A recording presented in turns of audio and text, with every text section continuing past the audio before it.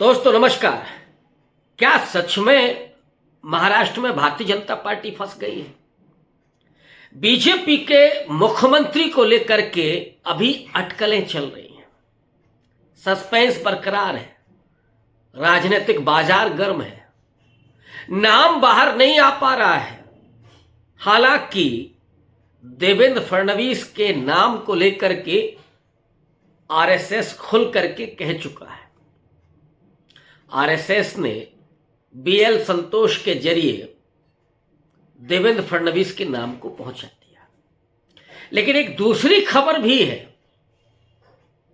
कि अमित शाह और नरेंद्र मोदी ने कोई रिस्पॉन्स नहीं किया है। हम लोग सुनते आ रहे हैं कि आरएसएस और गुजरात लॉबी के बीच कशमकश चल रही है, द्वंद्व चल रहा है। महाराष्ट्र चुनाव के पहले आरएसएस ने थोड़ी सख्ती भी दिखाई थी और महाराष्ट्र में मेहनत भी की। जब नतीजा आया कि 288 में से 233-34 सीटें महायुति गठबंधन ने जीती और बीजेपी ने तो 90% का स्ट्राइक रेट मारा, तो सारा श्रेय आरएसएस ने अपनी झोली में डालने की कोशिश की। और उसी प्रक्रिया में आरएसएस ने अपना मुख्यमंत्री भी तय करना चाहा। देवेंद्र फडणवीस सबसे उपयुक्त हैं उनके लिए, सिर्फ नेता के तौर पर नहीं बल्कि जाति के तौर पर भी।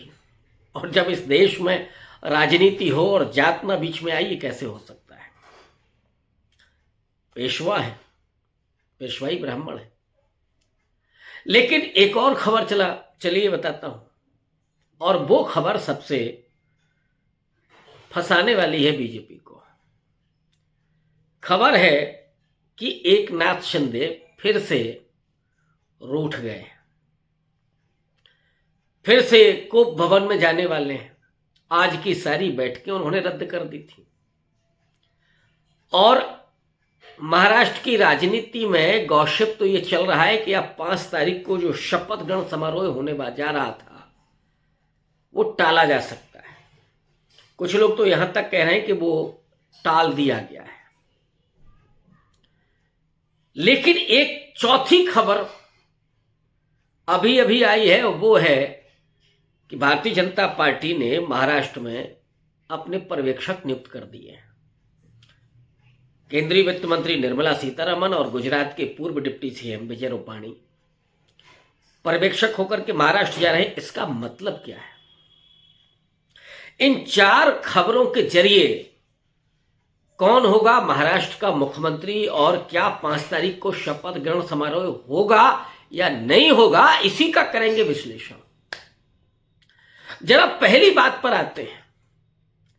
एकनाथ शिंदे जो अभी गांव चले गए थे, बीमार थे, हो सकता है सच में बीमार हो, लेकिन बीमार व्यक्ति मुंबई में इलाज कराता है या सतारा अपने गांव जाता है?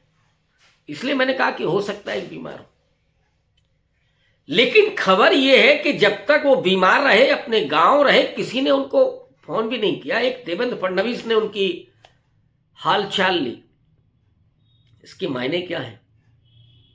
क्या एकनाथ शिंदे अब इतना रूठ गए? और एकनाथ शिंदे ने सीधे तौर पर ऐलान भी किया हुआ है। उन्होंने कहा कि I am not CM, I am common man. लेकिन जनता तो मुझे ही सीएम देखना चाहती है, क्योंकि जनता का सीएम तो मैं ही था। हालांकि नरेंद्र मोदी और अमित शाह जिसे चाहें वो मुख्यमंत्री बनाए, हम उनके साथ हैं। अब ये चित भी मेरी, पट भी मेरी, सिक्का मेरे बाप का, या जिसको अगर आप यूपी और बिहार से हैं तो जानते होंगे, कुछ लोग ऐसे हैं जिनकी पंचायत में फैसला क्या होता है, सब कुछ ठीक है लेकिन नाली इधर से ही बनेगी। तो एकनाथ शिंदे कह रहे हैं कि सब कुछ ठीक है, आप सब सरकार बनाइए, सब बनाइए, लेकिन मुख्यमंत्री हमको ही बनाइए। तो क्या एकनाथ शिंदे ने ही बड़ा पैंच फंसा दिया है? और अब फिर से जब वो रूठ करके जा रहे हैं, कोप भवन में जा रहे हैं, तो इसका मतलब है कि 5 तारीख का शपथ ग्रहण समारोह भी टलने जा रहा है। असली जो खेल है वो है कि बीजेपी की तरफ से क्या देवेंद्र फडणवीस मुख्यमंत्री होंगे? और अगर होंगे तो फिर पर्यवेक्षक बनाने की क्या जरूरत है? हालांकि कल के वीडियो में मैंने कहा था कि मोदी और शाह की रणनीति यह है कि इस मुद्दे को खींचा जाए। जितना ये इश्यू मजबूत होगा, और मैं कई बार ट्विटर के ट्रेंडिंग से चीजों को पढ़ने की कोशिश करता हूं, पिछले 2 दिन से महाराष्ट्र सीएम ये ट्विटर पर नंबर 1-2 पर ट्रेंड कर रहा है। इसका मतलब है कि पार्टी ये चाहती है कि ये ट्रेंडिंग में रहे और चर्चा इसी पर होती रहे, गोदी मीडिया इसी पर ढोल पीटता रहे। तो ध्यान न तो जाए आपकी ईवीएम के मुद्दे पर, ना आपका ध्यान जाए कि अडानी के मुद्दे पर क्या हो रहा है और पार्लियामेंट में क्या हो रहा है। इसलिए भी खेल हो रहा है, लेकिन इसके पीछे एक असली खेल भी है। सिर्फ ये नहीं है कि खबर इसके लिए है। राजनीति में 2 दूना 4 नहीं होता है, 2 दूना कई बार 40 भी होता है। अब देवेंद्र फडणवीस आरएसएस की पसंद हैं, जाहिर तौर पर आरएसएस गुजरात लॉबी की पसंद नहीं है। तो क्या गुजरात लॉबी देवेंद्र फडणवीस को बर्दाश्त कर लेगी? जब बीएल संतोष के जरिए आरएसएस ने फरमान सुनाया कि साहब हम तो देवेंद्र फडणवीस को सीएम चाहते हैं, लेकिन अमित शाह की तरफ से कोई रिस्पांस नहीं गया, उसका मतलब यही है कि देवेंद्र फडणवीस की भी हालत खराब है। यह भी प्रचारित किया गया कि भारतीय जनता पार्टी को इतनी बड़ी जीत देवेंद्र फडणवीस ने दिलवाई। ऑब्वियस है कि वो असर्ट कर रहे हैं कि उनको सीएम बनाया जाए, लेकिन पर्यवेक्षक नियुक्त कर दिए हैं। और पर्यवेक्षक नियुक्त करने का मतलब है कि देवेंद्र फडणवीस कैसे होंगे। अगर देवेंद्र फडणवीस को मुख्यमंत्री बनाना था तो बीजेपी के विधायक दल का बैठक हो जाती, उसमें चुनाव हो जाता है, इसमें क्या दिक्कत थी। लेकिन अभी खेल इतना नहीं है, खेल अभी और है। मैंने कल के वीडियो में भी कहा था कि ये जो महाराष्ट्र की सरकार है, वो महाराष्ट्र की सरकार आरएसएस के लिए नहीं बनेगी। महाराष्ट्र की सरकार अडानी के लिए बनेगी, और उस सरकार को अपने हाथ में नियंत्रित रखना चाहेंगे मोदी और अमित शाह। एकनाथ शिंदे उनके लिए बहुत मुफीद हो सकते हैं। पॉलिटिकल गलियारों में चर्चा है कि एकनाथ शिंदे और अमित शाह के आर्थिक जो हित हैं वो समान है, कहीं कोई पार्टनरशिप हो सकती है, जो लोग कह रहे हैं। तो ऐसे में क्या एकनाथ शिंदे बार बार जो कोप भवन में जा रहे हैं वो कहीं किसी के इशारे पर जा रहे हैं? क्या स्क्रिप्ट दिल्ली में बैठ करके लिखी जा रही है? एकनाथ शिंदे के जो बहुत करीबी हैं, श्रीकांत शिंदे, जिनको डिप्टी सीएम बनाने की बात हो रही थी, उन्होंने कहा कि मैं किसी डिप्टी सीएम की रेस में नहीं हूं। इधर एकनाथ शिंदे, जिनके बारे में चर्चा थी कि उनको होम मिनिस्ट्री चाहिए या फिर अर्बन डेवलपमेंट मिनिस्ट्री चाहिए, लेकिन उन्होंने कहा कि मेरी ऐसी कोई चाहत नहीं है, लेकिन लोग चाहते हैं कि मैं सीएम रहूं। अब ऐसे में जो ये पैंच है, वो पैंच क्या क्या कह रहा है कि कौन होगा मुख्यमंत्री, और मुख्यमंत्री के लिए बावन कोले से लेकर के ढेर सारे नाम आ रहे हैं।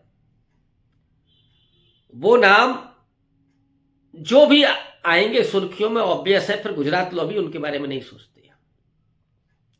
गुजरात लॉबी को एक ऐसा महाराष्ट्र चाहिए, एक ऐसी सत्ता महाराष्ट्र की चाहिए जिसके जरिए उनके अपने हित, अडानी के हित संरक्षित हो, सुरक्षित हो, और सरकार उनकी काबू में रहे। लेकिन एकनाथ शिंदे क्या कर रहे हैं जरा? एकनाथ शिंदे आज की तारीख में सबसे ज्यादा महत्वपूर्ण हो गए। एकनाथ शिंदे को अगर छोड़ दिया जाए तो भी भारतीय जनता पार्टी वहां सरकार बनाने में कामयाब हो सकती है अजीत पवार के साथ। लेकिन एकनाथ शिंदे दरअसल केंद्र में बेहद महत्वपूर्ण है। 7 सांसद हैं उनके। नीतीश कुमार और चंद्रबाबू नायडू के बैसाखियों पर नरेंद्र मोदी की सरकार चल रही है। ऐसे में एकनाथ शिंदे अपनी ताकत को जानते हैं। अगर गुजरात लॉबी ने उनको दूर किया और उनकी जो भावनाएं हैं उनको नहीं साधा, उनकी डिमांड्स को अगर नहीं पूरा किया, तो कल को कुछ भी हो सकता है। और कुछ भी का मतलब जिस तरह का सन्नाटा है उद्धव ठाकरे गुट की तरफ से, जिस तरह से खामोशी है शरद पवार की तरफ से, ये बहुत कुछ कह रही है। लेकिन जब तक अजीत पवार नहीं आते हैं तब तक ये कोई संभावना नहीं है। क्या इंडिया अलायंस की तरफ से ये हो सकता है कि एकनाथ शिंदे को डिप्टी सीएम बनाए, अजीत पवार को डिप्टी सीएम बनाए और कांग्रेस पार्टी भी अपना एक डिप्टी सीएम बनाए और सरकार बना ले? क्यों नहीं हो सकता है? ये तो बहुमत का आंकड़ा होगा। यानी शरद पवार और अजीत पवार फिर से एक साथ आ जाएं और एकनाथ शिंदे उद्धव ठाकरे एक साथ आ जाएं और बीजेपी को विपक्ष में रखा जाए। देवेंद्र फडणवीस जो बार बार फड़फड़ा रहे हैं, कोशिश कर रहे हैं, और उनकी महत्वाकांक्षा तो सिर्फ महाराष्ट्र का सीएम बनना नहीं है, महाराष्ट्र की राजनीति से निकल करके दिल्ली की राजनीति भी करने की ख्वाहिश वो रखते हैं। पिछली बार जब वो मुख्यमंत्री थे तो एक स्लोगन चला था महाराष्ट्र से कि महाराष्ट्र में देवेंद्र और दिल्ली में नरेंद्र। सिर्फ दो ही नाम रह गए थे, अमित शाह गायब हो गए थे। अमित शाह इस बात को जानते हैं कि देवेंद्र फडणवीस जो आरएसएस की पसंद हैं, ब्राह्मण भी हैं, पेशवा भी हैं, नागपुर के करीब हैं, तो ऐसे में वो ये खेल कर सकते हैं कि दिल्ली की गद्दी पर आगे चल करके वो दावेदारी करें। उनका नाम राष्ट्रीय अध्यक्ष के लिए भी चल रहा है। लेकिन कहीं अमित शाह कोई खेल तो नहीं करना चाहते कि इधर देवेंद्र फडणवीस मुख्यमंत्री भी नहीं, उधर राष्ट्रीय अध्यक्ष भी नहीं, सरकार अगर एकनाथ शिंदे, कांग्रेस पार्टी, उद्धव ठाकरे मिलकर के बना ले तो फिर लीडर ऑफ अपोजिशन बन करके रह जाएं। और अगर ये होगा तो फिर देवेंद्र फडणवीस का पत्ता साफ है। लेकिन ये परिस्थिति आएगी कि नहीं आएगी इसके बारे में अभी कुछ नहीं कहा जा सकता, क्योंकि मामला अजीत पवार और एकनाथ शिंदे का बहुत कटु हो चुका है अपनी पुरानी पार्टियों के साथ। हालांकि राजनीति और क्रिकेट में कुछ भी हो सकता है, लेकिन फिर भी अभी जो सामने परिस्थितियां हैं उसमें ये होते हुए नहीं दिख रहा है। इसका मतलब है कि सारा खेल देवेंद्र फडणवीस और एकनाथ शिंदे के जरिए खेला जा रहा है, और देवेंद्र फडणवीस को किक मारने के लिए, आरएसएस को चेक करने के लिए, अडानी साहब को के हितों का संरक्षण करने के लिए कोई पर्ची वाला मुख्यमंत्री आएगा। अब ये कौन होगा? या तो फिर एकनाथ शिंदे अगर ज्यादा एसर्ट करते हैं, क्योंकि दिल्ली में भी उनके साथ सांसद हैं, तो उनको दरकिनार करना इतना आसान नहीं है। और एकनाथ शिंदे के जरिए बीजेपी माने गुजरात लॉबी का कुछ बिगड़ता भी नहीं है। एकनाथ शिंदे सब वही करेंगे जो गुजरात लॉबी चाहेगी। लेकिन बीजेपी एक दूसरा रंग भी रंगती है कि उसको शिवसेना को खत्म करके बीजेपी का कारवां आगे बढ़ाना है। तो ऐसे में एकनाथ शिंदे भी नहीं हो सकते हैं और उसकी जगह कोई पर्ची वाला मुख्यमंत्री हो सकता है। तो क्या निर्मला सीतारमण और रूपानी साहब उसी पर्ची वाले मुख्यमंत्री को तलाश करने के लिए जा रहे हैं, पर्ची लेकर के जा रहे हैं, उसके नाम का सिर्फ ऐलान करने के लिए जा रहे हैं? लेकिन एकनाथ शिंदे अगर कोप भवन में है तो 5 तारीख को क्या शपथ ग्रहण समारोह हो पाएगा? ये देखना होगा। इस पर बनी रहेगी हमारी नजरें और आप तक हम अपडेट पहुंचाते रहेंगे। बहुत शुक्रिया, धन्यवाद।